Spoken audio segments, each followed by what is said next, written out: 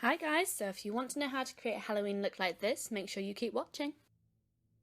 First, you need to make sure you apply white face paint all over your face. I used a cosmetic sponge to do this.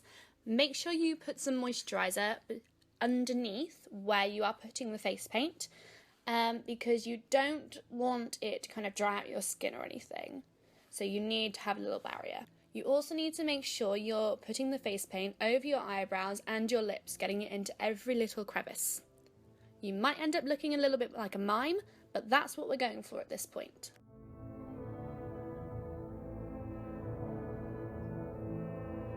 Then you're going to want to set it using some translucent face powder and a normal powder brush.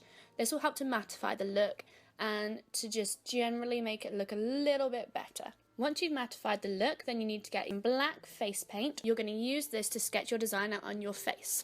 Make sure you practice it on paper first so you know exactly what you're doing. I'm sketching out a couple of little lines and dots where I want to put my design. It's kind of like playing dot to dot with your face.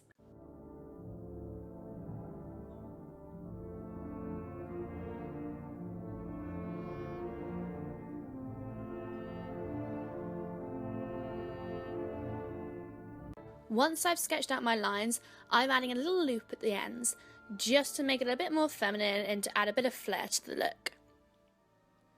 You can also go back over and darken the lines slightly. Once I've done this, I'm also adding a couple of lines in between what I've already done to add a little bit more of the spiderweb look.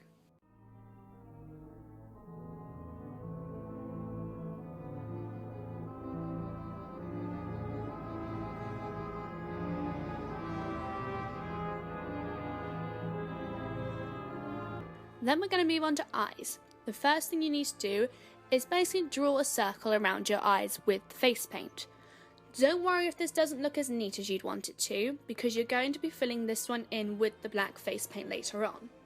Once you have finished drawing a circle around your eyes, you need to start on your design. Lots of people have been doing flowers for this, but I've decided to do like a triangle type thing, just because I think it's a bit edgier. Now I did do the design all the way around my eyes, except for the part where it comes onto my nose, because we're going to be doing a separate design there. This part again might be easier using a liquid eyeliner, depending on your brush skills and what sort of paint you're using.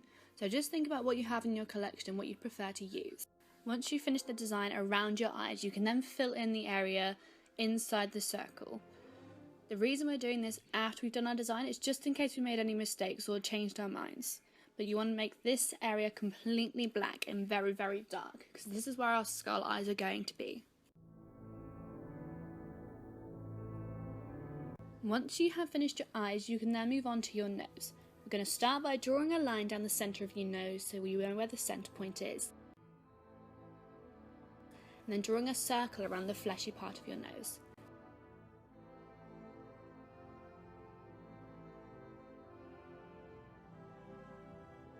Make sure you continue that line underneath as well.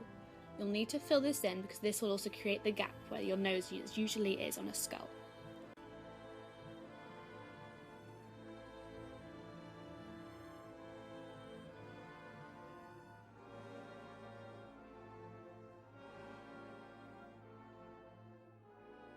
Once you have finished your nose, we're going to move on to doing the mouth.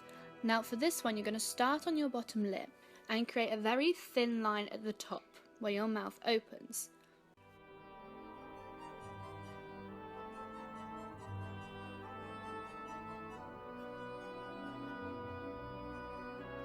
Once you've created this line, we're then going to extend it all the way up onto our cheeks.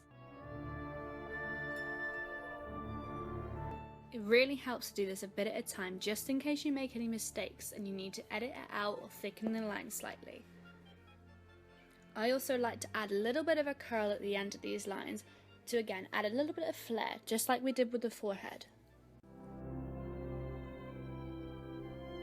I've also added a couple of dots over each loop just to add a little bit of something extra. Remember, you can change up this design to however you want. This is just to show you the basics of how to do it. Once we've added in these dots, it's time to add in some lines on our lips to make it look like the skull's teeth. I've just added 3 lines on the top and 3 lines on the bottom lip. These are super duper simple.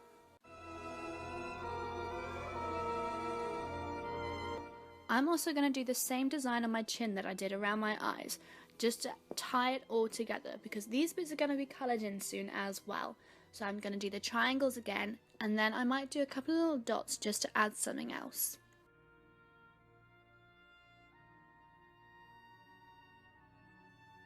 Once we've done everything we need to in the black, I've chosen my Makeup Revolution Acid Brights colour palette to try and fill in some of these gaps. Now this palette has some incredible colours for this look, but I'm going to stick with using this nice bright pink.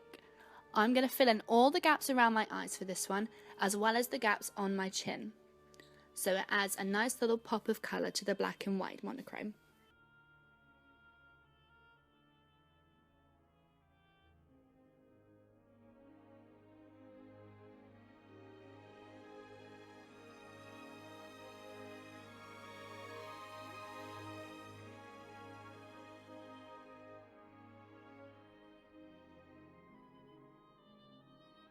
So there you have it, a fantastically simple skull look for Halloween using just 3 different colours. If you like this video, make sure to give it a thumbs up and subscribe if you want to see more like this, because I will be doing a couple of other Halloween tutorials too. Thank you for watching.